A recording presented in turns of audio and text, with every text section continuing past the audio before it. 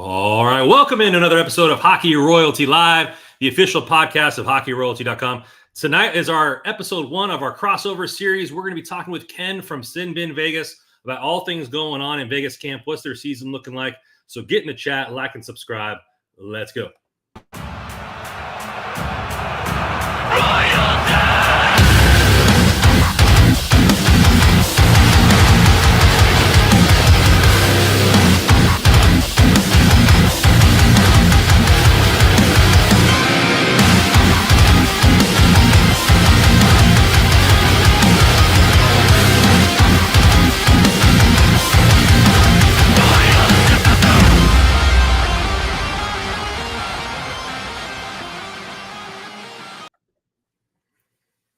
All right, that intro is brought to you by Ezera. Their new single out is Blind, out now, anywhere you listen to music. Ken, welcome to the podcast, my man. What's up? Thanks for having me. Not much, man. Not much. Just camp is upon us. I took about 3 weeks off before that, so to get rested up for all these crossover series I'm going to try to accomplish, and then our podcast, and then you also have the preseason games and all kinds of stuff. But I'm glad hockey's back. There's been a good vibe out of Kings camp, but I'm here to talk about the Golden Knights and kind of seeing what our West Coast rivals look like for this season. For you, in your opinion, what are some of the biggest topics going into camp? Let's say. I think the biggest one is kind of just figuring out who's going to be the new scoring wingers. They lost, obviously, Jonathan Marchessault is the one that comes to mind for most people. Former Conn Smythe winner goes away. And then kind of says some things that weren't as savory towards the Golden Knights. So that's been kind of a big story.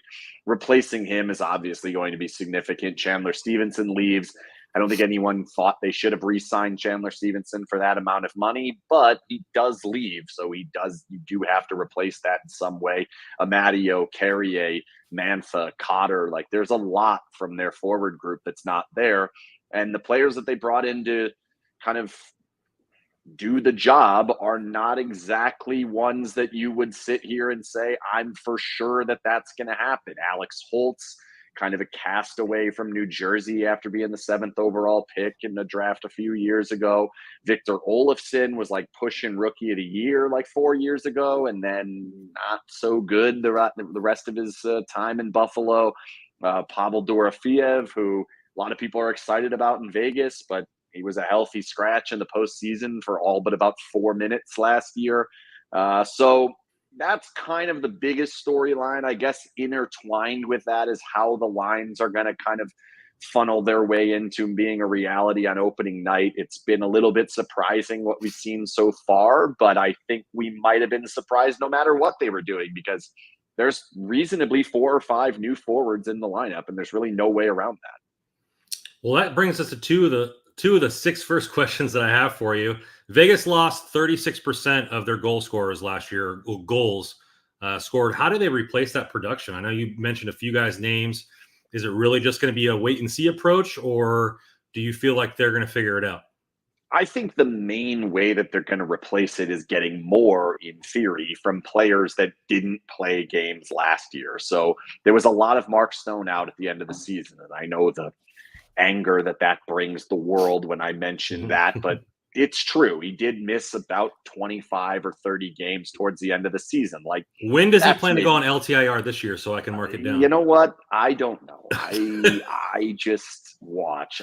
I agree. Just for the record, so that we get it out there, I'm not a fan of the style that they've used. I don't like the LTIR rules as they're currently made. I think that it is bending the rules the way that the Golden Knights have gone about it. However, the league has never found a way to fix it or has any appetite to fix it. So therefore, it's hard for me to say the C word or whatever about it. So that's where I'm at on that. But I guess back. No, I don't blame them either. It's part of the bylaws. It's like it was like 5 years ago. Like nobody was using void years in the NFL, and now everybody uses void years. Like some GM was like, "Oh yeah, this rule from 1975 or whatever, like we can use that," and now everybody's using it. Yeah, the Kucherov thing kind of kicked off the LTR, and the Golden Knights have just kind of ramped it up to 1,000, right? But I think the other place is like you expect a little bit more out of Eichel offensively. I think Hannafin being there for a full season, you would hope that you get more for him. There's a lot of people kind of basically saying, well, Hurdle is the new Stevenson, so those ones should kind of cancel out.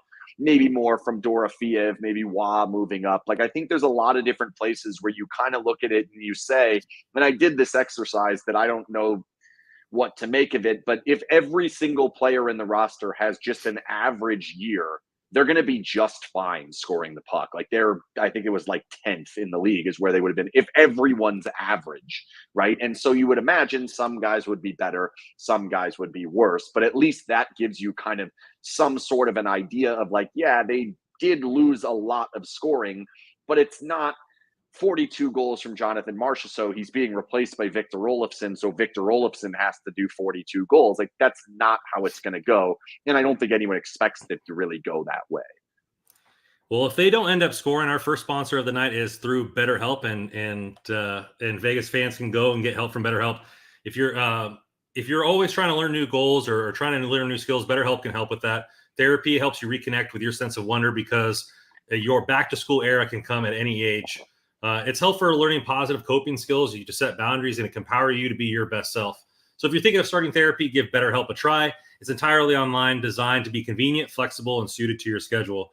Just fill out a brief questionnaire and get matched with a licensed therapist and switch therapists anytime for no additional charge. Rediscover your curiosity with BetterHelp. That's betterhelp.com/THPN to get 10% off your first month.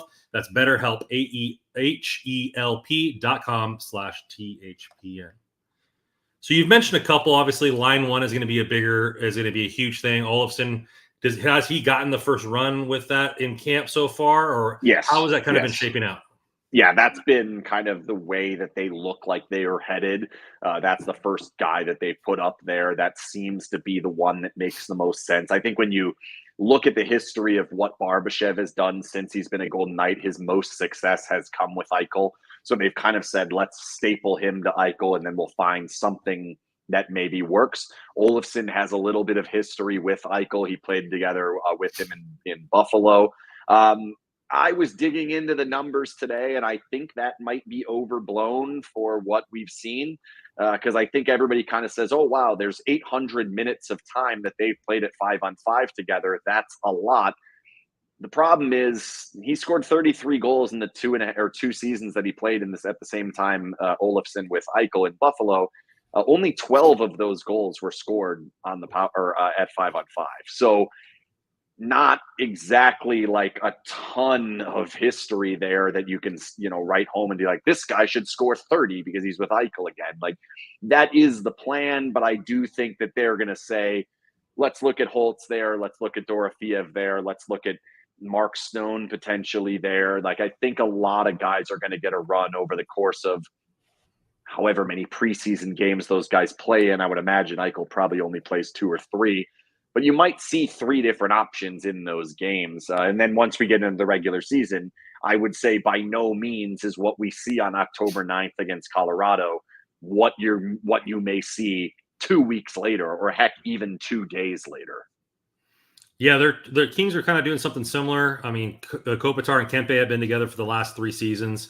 Last year it was Byfield. Now they're moving Byfield back to center. So they're trying to find that third puzzle piece. Laferriere, the rookie last year, is getting the first go at it. But I wouldn't be surprised if later in the season it was a Fogle or something like that to give them just some different looks if they don't get moving there. Another player that you mentioned with the scoring is Pavel Dorofeev. And the big theme for the Kings this year is young guns stepping up to a new level. And I know that you've mentioned the forwards that they lost, but the Athletic listed him as a breakout candidate. Just to give you some numbers, he scored 13 goals and 24 points in 47 games, only averaging 13 minutes on ice. But like you said, was a healthy scratch when the push came to shove in the playoffs. What have you seen from his game, and what do you think we have to improve in order for him to get solid minutes, maybe 15, 16 minutes a night? Well, right now they have him on the line with Carlson and Stone. So I think that's immediately like hey, we are going to believe in you this season, which was certainly not the case in the postseason series. Like I said, 6 out of 7 games scratched. He did play in one game, took about 4 shifts, and then was stapled to the bench the rest of the game. I think the biggest answer to that question would be he's got to be stronger. He just was not strong enough on the puck, was not strong enough in puck battles, was not strong enough helping get the puck across the blue line in the defensive zone. He's got to be stronger on that. Offensively, when he gets around the goal, he has a knack for scoring. He has a knack for when to shoot. He is not afraid to shoot. He is very good in that respect. And I would argue he doesn't even have an elite shot. Like, I think they have some other players that have much better shots. Olofsson, certainly Holtz is a new one. Brisson has an excellent shot if he can get it off. I wouldn't put Dorofeev in like the elite shot. He's certainly nowhere near like where an Eichel would be. But he has that nose for where to put himself in a position. He's very good at like using defensemen as a screen and shooting it between their legs or around them or carrying it that extra second. He's got a little toe drag to him. So there's enough there that it's like, if we can get this guy in the offensive zone and we can put him in positions to score, I think all of us believe he's going to score. The challenge is he's going to, at least at this point, play with Carlson and Stone, which is likely the best defensive line the Golden Knights have, which means you need to play against the Kopitars, the McKinnons, the McDavids, those types of players. That's a very tall task for a guy who has not really been able to stay in the lineup over the course of his first couple of seasons in the NHL. I think he will stay in the lineup this year. I am interested to see, can he earn Bruce Cassidy's trust, and how quickly can he do that? Something that has proven to be incredibly difficult for basically anybody under the age of 25. Not a young kid entrepreneur, is he? No, not at all. I mean, that was basically what happened in Boston. And there's an argument that's the exact reason he got run out of Boston. And you look here in Vegas, it has not been any different. Anytime any younger players have had opportunities, they may get it for 2 or 3 games, but inevitably he's going to find something he doesn't like, and that trust is just gone. Where things that happen to older players, he just has a little bit longer of a leash on those guys. And so now, with a couple of those likely in the lineup, it's going to be interesting to see, how does he kind of maneuver his way through this? Is it just shifting it around all the time, or is he going to give a little bit more leeway, something he hasn't done in the past? I think Pavel's the guy that probably has earned it.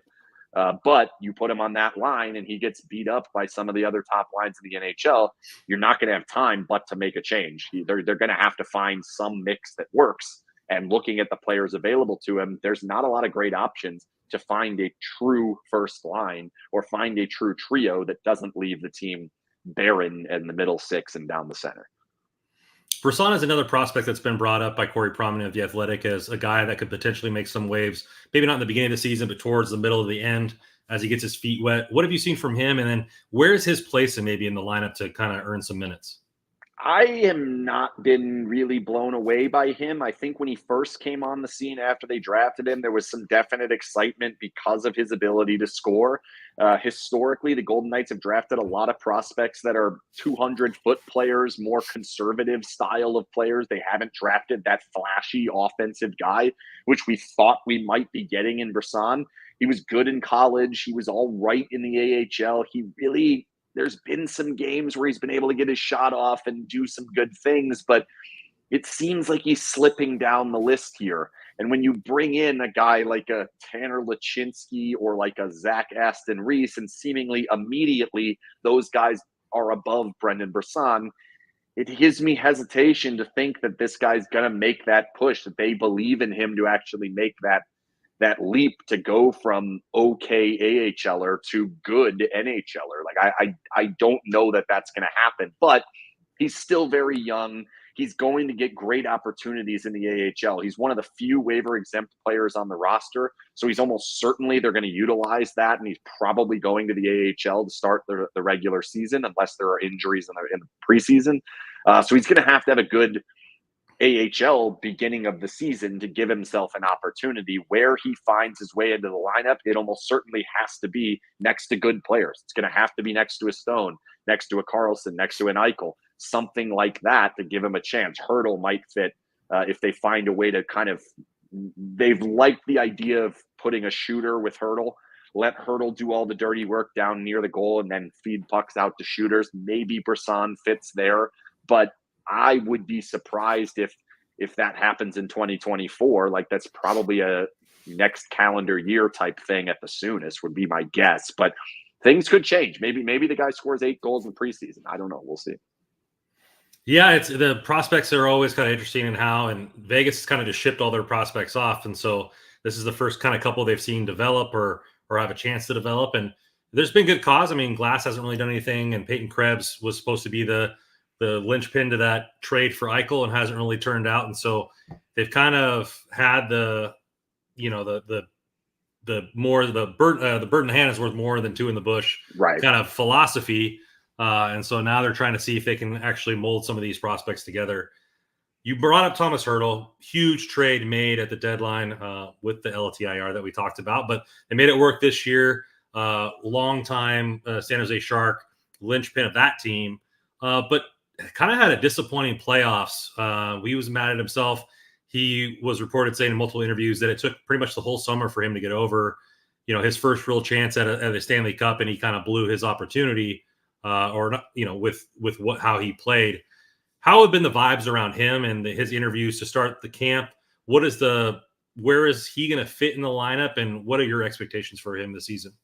I mean, every time he talks, you just smile. The guy's phenomenal. Like, he's one of the most likable players in the NHL, and we knew that before he was even here.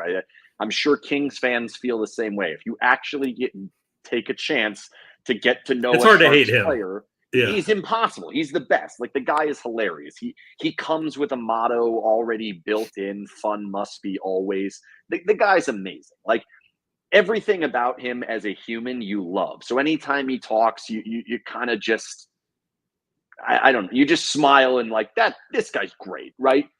He's gonna have to really prove it on the ice, because you have to go back to that trade and ask the question: how did a player with a 6-year no move clause end up being moved at a deadline in what seemed like somewhat of a last minute deal? Like, I do know that they were talking about it for a while, but it didn't happen until trade deadline day, and pretty damn close to the actual trade deadline, if I remember right. So when you really look at all that, you have to say, like, all right, well, why was the new GM in San Jose so eager to get rid of this player? He comes over, he's injured, he gets his opportunity to just play 4 regular season games, 7 postseason games, and it, quite frankly, did not go well. He did not move very well. He was having a hard time keeping up, and it felt like the things that he's used to doing on the ice, the moves that he's used to making, the plays that he wants to make tighter to the goal, he just was not in the position to make them. And that led to a lot of indecision in places he's not used to being. So we saw mistakes that you would not normally expect to see out of a player like him. Every single thing you've heard coming out of the Golden Knights, coming out of Tomas Hertl, is he feels way better heading into this season. It's been 2 days of camp. It's very difficult to see, is that actually going to translate? I've seen him make unbelievable plays down near the goal. I've seen him make awesome plays off the rush. But it's so tough, because sometimes it's happening against a 7th-round pick from 4 years ago. Other times it's happening against a guy who played his entire career in the ECHL. And then other times it happens against Shea Theodore. So it's really, really difficult to decide what is actually going on. I think he's going to be one that, if it were me, I would play him in a couple of the early preseason games. I would take the opportunity to see, where are we at here and what is it going to look like? Because right now, he is expected to carry an entire line basically on his own. He's playing with, right now, left wing is Nick Waugh, or sorry, I think Waugh's on the right, and Alex Holtz is on the left. Alex Holtz is a guy who has a ton of talent, has a great shot, but was sent away from New Jersey basically for nothing. They were like, here, we don't want this guy anymore. We can't find a coach that will put him in our lineup. Here, have your coach try him. And now he's expected to be the scoring winger on the side of Tomas Hertl, on a line that's going to have to score if the Golden Knights are going to have success. So Hertl's a huge, huge part of what the Golden Knights are this year. If he turns back into 2018-19 Tomas Hertl, that basically helped drag that team that was banged up as they went along to the Stanley Cup final, If that guy shows back up, the Golden Knights are going to be good, like probably really good. If he's what he was with the Golden Knights in the 11 games, which he's got to be better than that because he's got a whole season, whatever. But if that's his peak now, it's going to be a problem because it wasn't good. So he's going to have to be a lot better than that. Yeah, it's interesting. Right now I'm always in the best shape of my life type season. Off season. Yeah. And it's a big grind, and you're probably going to get somewhere in the middle, right? Of type of player. It's the spectrum. Is it directly? If it's directly in the middle, I think it's a problem. If it's closer to better, then I think it'll be fine. But yeah, if he's not the best Tomas Hertl that we've had, I think it's a problem because I don't know that the okay Tomas Hertl is better than Chandler Stevenson. And we know the replacements are worse than Jonathan Marchessault, and we know the replacement is likely worse than Michael Amadio. Same thing with Carrier. It's probably worse. So it's like, that's a lot of steps back that you're asking other guys to take steps forward. And there's not a lot of guys there that are eligible or able to take those steps. Let's whip out the crystal ball here for a second. What if all those what ifs come to fruition and the Golden Knights are just not a good team? Vegas has never waved the white flag once. They've always pushed their chips in. I don't think they would. I don't think they can. I don't think they can. Like you look at what the future is going to be. You've got still 3 years left on Alex Pietrangelo. Hannafin has 6 now, I think more. This will be 7. So it's 7 more. Maybe that thing was even 8. He's got a long time. Those are 2 kingpins. Like you really do not want to have a rebuild while Alex Pietrangelo is still in the books. And coming up in a few years, Eichel's going to have to get paid. So at that point, you better be ready to win again or completely ready to start over. I don't think they can take this season, even if things go haywire. I think they're probably just going to have to say, well, it went haywire. How do we make sure it doesn't go haywire again? There are a few unrestricted free agents that are in there. It's not anything that's going to go nuts outside of Theodore, and we'll see what happens with that. That's probably a piece you'd want to keep anyway. If you're planning on winning anytime soon, if he's willing to stay, you probably want to keep him. Aiden Hill is an unrestricted free agent. Braden McNabb. Like, could they potentially try to recoup something if it goes haywire? Yeah, but I think they're more likely, because you know how it goes, by trade deadline time, you got to be really bad to be truly out of it. Like, I don't see them being that bad. I think they're more likely just going to keep throwing things at it and say, let's see if we can get in and get healthy when we get there. And if it's all injured, they'll have LTIR space to use. Yeah, very much so. The odds are in favor of them pushing their chips in, just like your odds here at our sponsor with DraftKings. DraftKings is an official sponsor of THPN. TD, Tutty, take it to the house, whatever you want to call a touchdown. They matter more here at DraftKings Sportsbook, the official sports betting partner of the NFL. Ready to place your first NFL bet? Try betting on something simple like a play to score a touchdown. Or if you want to look at the odds for the spreads, your LA Chargers are at Pittsburgh with a +3 in the spread, and over-unders 34.5. Odds are subject to change when it comes to that. Ready to score a touchdown dance of your own? Score big with DraftKings Sportsbook, the #1 place to bet on touchdowns and games. Download DraftKings Sportsbook app now. Use code THPN. That's code THPN for new customers to get $250 in bonus bets when you bet just $5 and get 1 month free of NHL Plus Premium.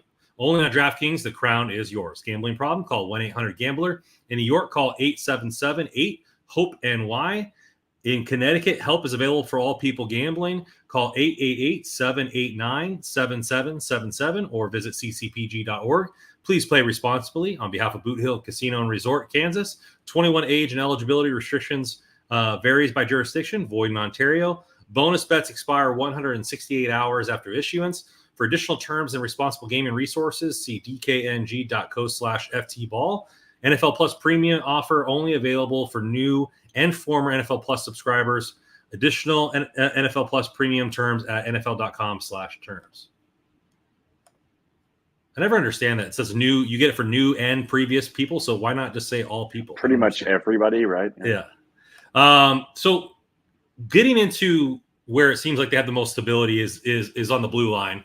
There's going to be too many mouths to feed, it seems like, based on the roster. Yep. Obviously, you have your kingpins, like you said, up there with Shea Theodore and Petrangelo and Hannafin. How does the rest of it shake out in your mind? So right now, they've made a couple of switches that I think are somewhat surprising. It's not necessarily what we expected going into this season. Theodore is currently paired with Petrangelo, which Theodore has played on the right-hand side most of his career in Vegas. I would say greater than 90% of his games in Vegas, and he's been here for 7 years. So it's been a lot of games that he's played on the right. He is left-handed, so it does make sense that he could potentially play on the left, but he's been very good on the right. So the decision to switch him, that leaves Nick Hague, who is left-handed, playing on the right. The reason they're doing that is because he was very good with Noah Hannafin in the 14 games that they played together to end the last season, the last regular season. They went back to Petrangelo Hannafin in the postseason. So now they're kind of leaning on that, saying this allows us some balance. And then the biggest thing that does is that then puts McNabb and Whitecloud, or if Korzak ends up beating out Whitecloud, we'll have to see what happens there. It puts those two together, which leads to a very good defensive pair. You could put that group against anybody and feel pretty good about it. That should free up more time for Petrangelo and Theodore, more time for Hannafin to get forward, to be in the offensive spots. I think that's what they're going for. As far as too many mouths to feed, like, it really comes down to that 6th spot. Is it going to be Whitecloud? Is it going to be Korzak? We'll see. I don't think that matters a ton in the overall scope of how the Golden Knights play this season. I really don't. Where the depth really comes in, though, is if they were to lose somebody, if someone goes down for 20, 25 games, they're going to have a much better fill-in than most teams are going to have. They're not grabbing a 21-year-old coming off AHL minutes. No, they're grabbing a bona fide NHLer in Ben Hutton, who is, I'm sure Kings fans remember. Yeah. He's a great human being and pretty darn good hockey player to be a 7. And then what's arguably their best defensive prospect, and I can make an argument already, probably their 5th or 6th best defenseman in Caden Korzak. So I think once he gets in there, you're going to say, oh yeah, that guy's pretty good. Like, and he plays a simple game. He's not flashy or anything. You plug him in and you're like, all right, this guy can do it. So they do have a lot of players. They are well stocked there. The question's going to be, with some of the shifts, does it work with Hague on the right? Are you still getting the offense out of Theodore on the left? They have 3 power play quarterbacks now in Petrangelo, Theodore, and Hannafin. Which one doesn't play? Does that one remain on the power play? And do they just move down into a one-timer spot? I don't know how that's all going to shake out. There's a lot that needs to happen for this team to get everything that it looks like on paper actually on the ice. Because you look at the list and you're like, wow, that's tons of goals, tons of points, great defensive core, but there's only so many minutes to go around. There's only so much opportunity to go around. And we've found in the Cassidy system especially, it's really hard for multiple defensemen to thrive offensively. 1, maybe. Even that's been difficult. 3 is a lot to ask. We'll see if we can do it. They've talked about a little bit of tweaks and trying to do some things. They're going to need offense from their blue line. So we'll see if they do make any changes to make that happen. But it's not going to be easy to do. The change has been a theme in LA with switching from the 1-3-1 to the 1-2-2. Last year, Vegas was very much a bend, don't break defense where they clog the center, they put their bodies on the line and absorb pucks by the hundreds. That makes it difficult for the defenseman to help with the breakout and get involved offensively. What kind of changes have been talked about, or have they not been really discussed and it's kind of like a hope and prayer? What has been the opening remarks from staff? Yeah, basically they've said we want to have the same identity, which I would imagine that would still be a halfway decent to very good defensive team. Cassidy, in his first press conference, kind of the big quote that came out of it was, we want to be the best defensive team in the Pacific Division. We want to allow the fewest goals in the Pacific Division. They can do that. His system has done that. But like you said, does that limit how much you're going to get Shea Theodore out in transition, how much you're going to get Noah Hannafin out in transition? Are you going to get anything from some of those other guys? Like, that's where we're going to have to kind of be in wait and see mode. I think because it's Bruce Cassidy and because that's what's worked for him in the past, even though the roster doesn't necessarily scream defensively superior team, I think he's going to mold them into trying to be that. And that's where, if you were to tell me the Golden Knights are going to struggle allowing too many goals or they're going to struggle to score, I'm much more leaning on they're going to struggle to score. Well, the Kings know too much about the winning 2-1 every single game. So we'll see how Vegas looks. It's not easy. It's not an easy thing to do. And especially when, and you guys know this as well, when you don't have that elite 1A goalie, and the Golden Knights don't have it. Like, Aiden Hill's fine. Aiden Hill's good. Ilya Samsonov is okay. We'll see. They don't have Igor Shesterkin, Vasilevsky, even like a Thatcher Demko. They don't have that guy. So without that, can you win every single night allowing 2 goals? I don't know. We used to get in that down when it's like you're down 2-1 or down 3-1 and you're like, okay, the game's over. But 3-1, yeah, 3-1, you throw your hands up, you're toast, yeah. Let me go grab a beer and turn this TV on. Right. I have a hard time ever feeling truly that way if the Golden Knights are healthy, just because at any moment that Jack Eichel steps on the ice, he can pick the puck up and go through 4 dudes and score. So it's like, I don't ever truly feel like they're going to be out of it. But, and I guess the other thing is like the Cassidy system and how they defend, it tends to change when the other team takes the lead, right? Like, you're attacking and banging your head into the wall, and that's when the defensive system works well. That's when they get these transition goals and do things that made them Stanley Cup champions 2 years ago. Once the other team's ahead, well, now the Golden Knights are getting a little bit more possession. And some of the things that you're like, well, I'm not sure that they're going to be able to do that, that actually becomes accessible to them because the other team's not throwing everything at you to get that game-tying goal. So that's partially why I think Cassidy's had such success here, is that once the Golden Knights get the lead, they're very hard to take it back from. And once they go behind, teams tend to lag back. And now all of the like deficiencies that the defensive system offer disappear. So that we'll see if they can do that. My bigger concern, though, is like they just have too many guys that are wingers that I don't trust to not turn the puck over and give those opportunities up. Like, if they have extended offensive zone time and the puck's on Alex Holtz's stick, there's a chance he makes a great play and scores and ties the game. There's also a chance he gives it up and they have a 2-on-1 break that they should not have. Like, that's what got that guy in trouble back in New Jersey. Olofsson, same problem. Dorofeev, same problem. Brisson, same problem. Like, Wah, in many ways, as a winger, same problem. So it's going to be tough to see how that's going to fit, and can they find the right mix of players. And historically, they've been good early in seasons. Is that going to happen? What does it look like if they're not?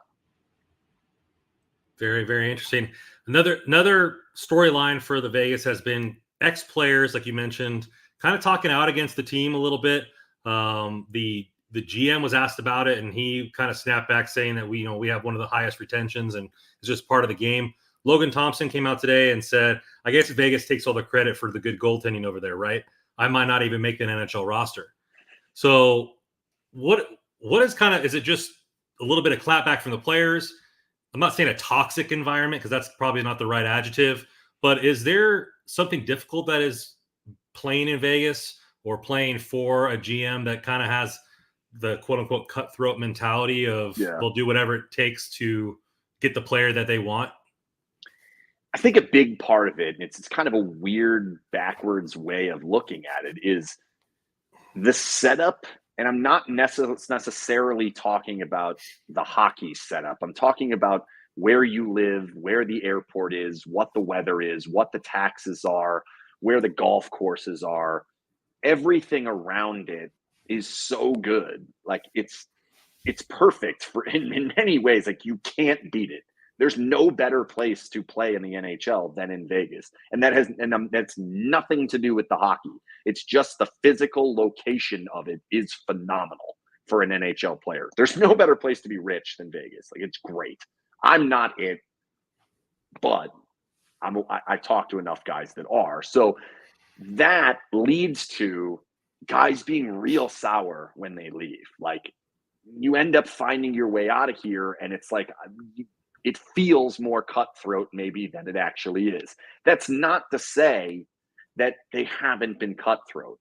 The way it ends with Jonathan Marchessault, to me, it's ridiculous. Like, how in the world do you not find a way to keep the guy who won the Conn Smythe 2 years ago and scored 42 goals the very next year It doesn't, and he wanted $5 million against the cap. Like, this isn't $11 million or something. Like, I don't understand how that one doesn't happen.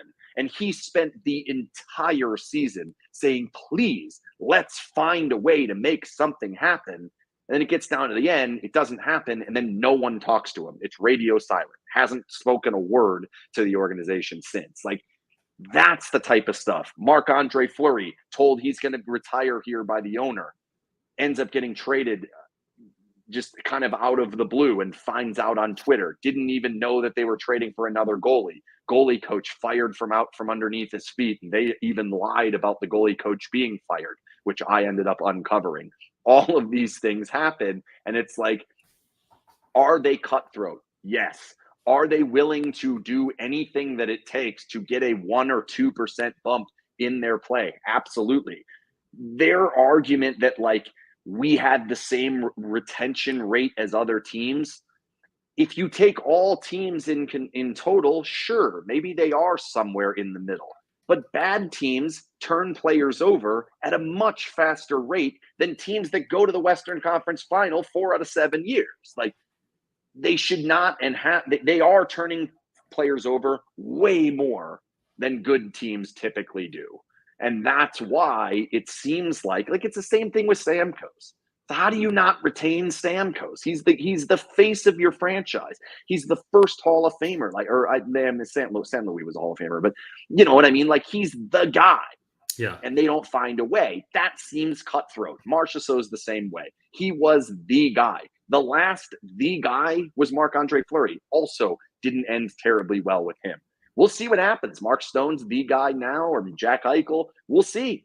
Jack Eichel needs a new contract. And when Jack Eichel wants a new contract and he's going to want 8 years, that's going to put him up to 37 or 38 years old. Like, are they going to do it? Or are they going to say, nope, on to greener pastures? Like, that's how it's always felt for a lot of players. And it's tough. Like, Marchessault sat there and wanted a contract the entire season, was not offered anything really remotely close to what he wanted or what he probably deserved. And then all of a sudden at the deadline, they buy Anthony Mantha, Noah Hannafin, and Tomas Hertl, 2 of which sign 8 years or have at least 6 more years with $13 million. Like, well, there's my money. Like, it's tough. It's tough. But I think the biggest part is no one wants to leave. No one wants to leave the situation. No one wants to leave the living conditions. So then you have to leave and you're like, damn, that sucks. I guess I'll throw some shade on those guys. Yeah, I mean, I think it's a different situation than kind of what we saw in New England all those years, because they were pretty cutthroat, not re-signing players. But you hear it in all the documentary, especially the Tom Brady documentary. It's like, well, yeah, practice sucked and we got yelled at all the time, and like some of the rules and the drills were stupid, but we won championships, and that's what I'm here to do as an athlete. I think it's got to be something similar in Vegas. Like, okay, we're competitive every year, Western Conference Finals, Stanley Cup championship team. We go and have, like you said, probably the best outfit for an athlete that you possibly could have with the taxes and everything like that. But, you have this one negative, and I think everybody's human. They get their feelings hurt. Like, I'm sure Marchessault was like, dude, this is my home. It's like, this is where I want to end my career. And I'm not asking for, a bajillion dollars. I'm just asking for, 5 million. And it just, like King's rule here, Vegas doesn't do normal. Like, it doesn't seem like they do what the normal is. But the one thing I'll push back a little bit on, like, the Patriot way, like, I've heard it compared to the Patriot way. The Patriots won like 6 Super Bowls. The Golden Knights yes, they won. Don't get me wrong. I'm not taking away their one, but they've won 1. Like, the Kings had 2 in 3 years. That's better than what the Golden Knights have done. Yes, very few teams have been as successful as the Golden Knights. But to sit here and say, like, we're not cutthroat and we do this in the name of winning the Stanley Cup every single year, that's not what's happening. They lost the first round last year, won the Cup the year before. The year before that, they missed the playoffs. That didn't happen in the Patriot way. That team won double-digit games and won their division every single year for 15 years. Like, it's a little bit different. Right. And yes, look at how that one ended with the main guy and all of that. I'm a Tampa Bay Buccaneer fan. Thank you very much for how that ended. Like, that was stupid. They finally did it to the wrong guy in Tom Brady, and it cost them. They've been shit ever since. And here now the Buccaneers are good. Thank you. I appreciate this very much. But that's kind of the way. And the thing with Marchessault beyond anybody is his impact in the organization and in the locker room and in their practices. And I would argue, I'm not in the locker room the whole time when they lose. I am in there in the media part. He's the guy that I think makes it okay to kind of turn the page and let's have some fun again and not let this get super somber. I think he's a big reason of why they don't go on extended losing streaks. Martinez was another one that was like, those are fun guys to be around. They make practice competitive. They keep your mind off of some of that stuff. I remember before Game 7, like we were in Game 7 against Dallas at whatever, American Airlines Center, and they cared way more about their little game that they play in morning skates than they were worried about playing in a Game 7 hours from that. Like, that's not going to exist. That's just not. And now the guys who are kind of running the show now are Eichel, Pietrangelo, and Stone, who are all very like business oriented, hockey oriented, winning oriented, not let's dick around and take each other's money until we have to play a hockey game at night. Like, it's just going to be a different vibe. Maybe it'll work. Maybe it'll be good. I don't know. He seemed like a fan favorite too, obviously being there a long sure. time. Where does that go from a fan standpoint? Like, where's the next fan favorite? You said a lot of the other guys are kind of all business all the time. Is there kind of is it Eichel now, or is it? I mean, Eichel's a superstar. Like, there's no way you can like hockey, watch Eichel, and not be a fan of that guy as a hockey player. He's phenomenal. Like, he's so much fun to watch. He does stuff here like that's insane. Like, Mark Stone does stuff that's incredible too. Golden Knights fans obviously don't. They can look the other way on the baggage that goes along with Mark Stone that no one else can, that if you're a fan of any other team. So he remains a pretty clear fan favorite. Who's the fan favorite of the fans isn't really going to make that much of a difference. Like, that's going to be fine. I'm more worried about like the internal, what does it look like if you lose 3 games and you don't have these perfect locker room players to pull it out? Like, I'll give you the best example that I've ever seen. The San Jose Sharks were elite for a long time there. They were very good. No, they never got their Stanley Cup, but they were really good for a really long time. They pulled the plug on Joel Pavelski 1 year too early, maybe 2, certainly at least 1. The team crumbled. They could not stand without him in that locker room. It didn't work. And I can see something potentially happening like that. That team had a lot of great players. Hurdle, Couture, Burns, Carlson, Vlasic. They had good players. You can look at it and say, Eichel, Stone, Carlson, Hurdle. Again, same guy. Like, there are parallels there that are terrifying. Do I think the Golden Knights are going to fall off and be a disaster? No, I do not.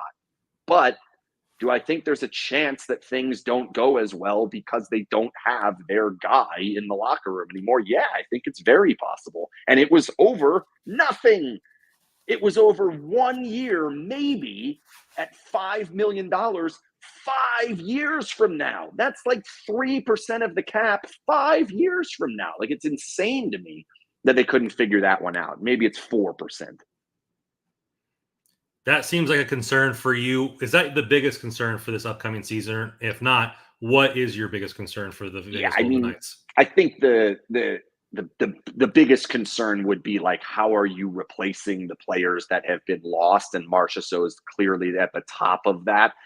The other piece is, historically, they have gone into seasons with being a little light on the depth. Like, that's not new. We've seen a lot of seasons where you're like, if a couple guys get hurt, this team might struggle for a little while. And over the course of many of these seasons, that has happened. They fired 2 coaches over it. They've been out of the playoff picture at different times. They got the 8th seed last year. There's been situations where it hasn't always gone well because they've been not as deep of an organization. But every time at the deadline, they go out and they find those players. They buy the Barbashevs and Blugers. And, last year it was Mantha and Hannafin and Hurdle. And all of a sudden you go from a team that looks like it has no depth to a team that has a ton. And they do that by supplementing the team. The problem is Last year's pick is gone. The previous year's pick is gone. Next year's pick is gone. The following year's pick is gone. So of the 5 first-round picks that circle around this year, they have 1. And the player that they drafted had a ton of baggage. I think he's going to be one hell of a player, Trevor Connolly. But there was a long Athletic article that was like, maybe don't pick this kid. So all of a sudden, the assets that you are looking to trade are going to be very much barren compared to what it's been in the past. Like almost every year they trade a first-round pick. You can't do it this year. They don't have one. Like they just don't have one. So can they go out and get an $8 million winger at the deadline? Probably not. Unless they're trading Shea Theodore, which does not help the depth of your team. So that's kind of the way that I look at it is the challenge is you got to stay healthy with the roster that you currently have, and you don't have quite the ammunition to supplement it if you don't. So if they can score, they'll be fine. If they don't, where are you turning next? You better hope Trevor Connolly has a hell of a year in Providence. Yeah, I mean, he's not, like he's not coming. He's not going to save the day tomorrow. I think there's a realistic chance as a trade piece. Even that, like, I'm assuming you're aware of the whole Trevor Connolly story, yeah, right? we had him as in our draft series because we picked 2 picks after you guys. We had him as our second highest choice of what we wanted for the kids. Right. So the challenge there is the reason you were like, all right, well, maybe we get him at 21 is because he's probably closer to a top 10 pick, but there's all these things. I mean, there's something from every single year from the age of like 11 all to like when he got picked at 18. Like there's something there, including a pending lawsuit against the Athletic for that article. If the Golden Knights present, we want to trade you Trevor Connolly for X player, what's the first thing that GM's going to think? Like, why? What did he do now? Like, he doesn't even have to do anything. He might be a perfectly reformed and the coolest and nicest kid of all time, but because that existed, I think it's going to take some time before he even gets that first round value back. So that, I don't even think that's available. Like I've said untradeable. I think that's probably a stretch. I think he's possibly tradable. I just don't think he's going to have the same value as if they picked the kid who went before him or the kid who went after him who has the same year in college, right? Like I just feel like he has to prove himself to a level that not everyone else does. And if after 8 months from when you drafted him, you're like, yeah, we'll throw him in the deal. The other GM's going to be like, do I need to hire a private eye or what do I need here to make sure? Like so to me, it goes back to it's Brisson. It's like the last first round pick is Brisson. And if he's not on the roster when you need help, he's not going to be worth very much. The next 2 first rounds are gone. The next one's Trevor Connolly and the next 2 are gone. So you're trading a 2026 first round pick. No, 2027. The 5 and 6 are gone. A 2027 first round pick. Like the value of that is not the best winger available on the deadline. Like that's not the price for him. So it's going to be a little bit more difficult. Like it's all this, every fan base has always been saying, like, it's going to catch up to the Golden Knights eventually. It's going to catch up. And yes, it is. That's the part bubbling on the surface. It hasn't caught up to the roster yet. The roster's still good. Like it's not there, but that is the part like bubbling underneath. You're like, there will be a rebuild at some point. Is that the reason why it's going to be necessary? It's going to be interesting. And can you stop smiling so much when I say there's going to be a rebuild at some? I saw that grin. Hey, I get my family members. They live up near Reno, and they're Vegas fans, and I get little messages all the time. So they're not switching to the Yeti. To the Yeti? No, they're way closer to Vegas than Utah. Right. But no, I think it's just interesting because the Rams. I mean, they kept pushing it down for the NFL. They won a Super Bowl, and then it's like, okay, and then Aaron Donald leaves, and they've had like 7 injuries this year, and they like Matt Stafford's the only person on that roster. Yeah, it could get bad real quick. Yeah. Yeah, Tutu Atwell to save the day. Like that's and that we could very well be saying that. Like Alex Holtz to save the day. Like that's what we could be headed towards. I'm not so sure I'm there yet, but there is that undertone that it's like, man, I just don't know that they can buy 2 studs at the deadline like they have in many years past. Like There's been multiple years where they've bought 2 players that immediately go in their top 6 or top 4. I don't know how they do that this year, and it has nothing to do with salary. They might have the salary room to do it. I don't know what assets are there. Like all the second round picks, here's a 7 second round picks for the next decade. Is that enough to buy you the best unrestricted free agent rental? I don't know. Maybe it is. Some NBA trade. Yeah, with salary retention and probably, right? Because they're probably going to need 75% of it held. Well, I mean, the Kings need a lot from their young players. It seems like Vegas needs quite a bit. Will Cassidy allow that to happen? Ken, it's been a pleasure. It's always fun talking to you, man. I'm not going to wish you luck on the season. I'm wishing you luck on your I wish you luck on your coverage of the team. There you go. Thank you. It's always been great talking to you. You're obviously, as King Roll said, you're very passionate about hockey. We love that on here. And you give such great insight and honest insight into your team. Anybody, please go follow him on Twitter at SinBinVegas. Puts out some great stuff, especially when we start playing each other during the season. Get caught up on everything Vegas and deepen your hockey knowledge. Do you want to plug it yourself at all about what you got going on, or are you good to go, my man? You got it. All right. Well, thank you again for coming on. Please hit that like button on your way out. And as always on this podcast, go Kings go.